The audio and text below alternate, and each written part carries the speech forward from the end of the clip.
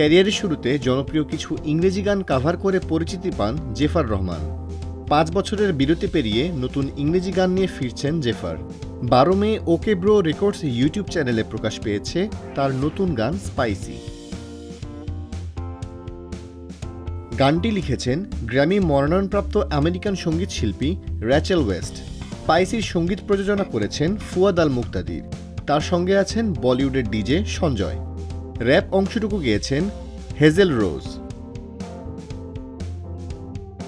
জেফার বলেন, স্পাইসি গানটি মূলত দেশের বাইরে শ্রোতাদের জন্য করা।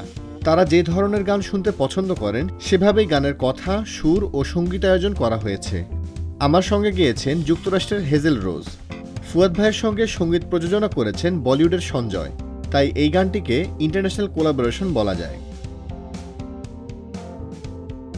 দীর্ঘদিন পর ইংরেজি গান করার প্রসঙ্গে জেফার বলেন, ইংরেজি গান দিয়েই আমার সঙ্গীত জীবনের শুরু। মাঝে বাংলা গানে মনোযোগ দিতে ইংরেজি গান থেকে দূরে ছিলাম। বাংলায় গান লেখা, সুর করা এবং গাওয়া ঠিক করাই ছিল উদ্দেশ্য।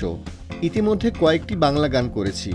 গত বছর ফুয়াদ ভাই যখন এই গানটার কথা আমাকে জানান তখন মনে হয়েছিল এটা তো আমার কমফোর্ট জোন। গ্র্যামি অ্যাওয়ার্ডে যখন গিয়েছিলাম সে সময় রেকর্ড করেছি।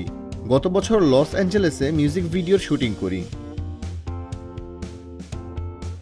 জেফার জানালেন, নিজের প্রথম বাংলা গানের অ্যালবাম প্রস্তুত করছেন তিনি। ইচ্ছা আছে দ্রুততম সময়ে অ্যালবামটি শ্রোতাদের সামনে নিয়ে আসার।